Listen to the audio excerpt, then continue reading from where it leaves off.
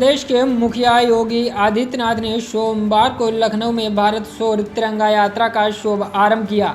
यह यात्रा भारतीय सेना के हाल ही में ऑपरेशन सिंदूर की सफलता के सम्मान में निकाली गई, जिसमें भारत ने पाकिस्तान की ओर से बढ़ते आतंकवाद और हमलों के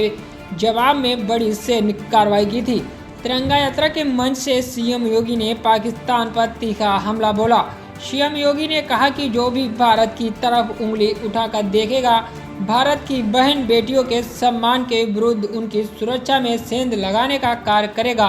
उसके जनाजे में कोई रोने वाला भी नहीं मिलेगा। मुख्यमंत्री योगी ने कहा कि 22 अप्रैल को जम्मू कश्मीर के पहलगाम में निर्दोष पर्यटकों पर हुए बार आतंकी हमले का जवाब भारत ने बहादुरी से दिया। उन्होंने प्रधानमंत्री नरेंद्र मोदी को धन्यवाद देते हुए कहा कि ऑपरेशन सिंदूर के तहत भारत की सेना ने पहले ही दिन 100 से अधिक आतंकियों और उनके समर्थकों को सजा दी। उन्होंने कहा कि तिरंगा भारत के शौर्य और पराक्रम का प्रतीक है और आज पूरा देश सेना के जवानों को सलाम कर रहा है। अपने भाषण में सीएम योगी ने कहा कि विफल राष्ट्र बताते हुए उसके आतंकवादी नीतियों पर निशाना साधा। उन्होंने कहा कि पाकिस्तान के नेता और सैन्य अधिकारी जिस तरह से आतंकियों के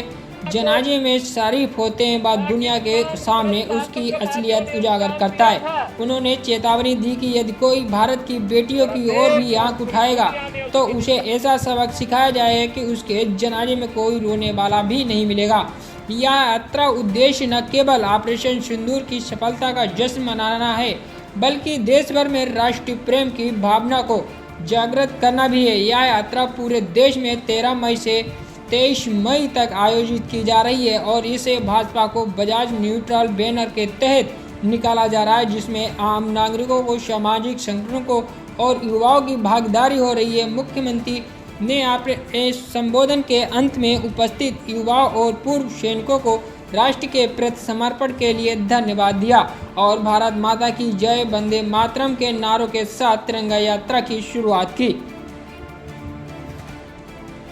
22 अप्रैल जम्मू कश्मीर के पहलगांव में पर्यटकों के साथ जिस प्रकार की बीभत्स और बर्बर घटना को पाकिस्तान परस्त आतंकवादियों ने अंजाम दिया था, पूरा देश और पूरी दुनिया ने उसकी निंदा की थी। आतंकवाद का पोषक पाकिस्तान और उसके आका इस पूरी घटना में मौन बने रहे। स्वाभाविक रूप से भारत के आन मान शान की रक्षा करने के लिए प्रतिबद्ध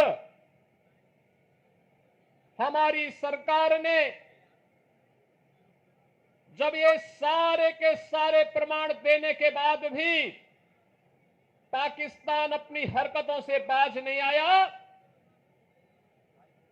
तो अंततः ऑपरेशन सिंदूर का एक अभियान चलाया गया और आपने देखा होगा कि पहले दिन ही 100 से अधिक आतंकियों को और उनके परिवार से जुड़े हुए उन लोगों को जो प्रत्यक्ष रूप से इस पूरे आतंकी घटनाक्रम पर आतंकवाद के विष बेल को पालने पोषने में योगदान दे रहे थे, उनको जिस तरीके से उनके बीभत्स कृत्य की सजा दी गई, ये पूरे देश ने भी और पूरी दुनिया ने देखा है और भारत की सेना के बहादुर जवानों के पराक्रम और शौर्य का लोहा भी माना है।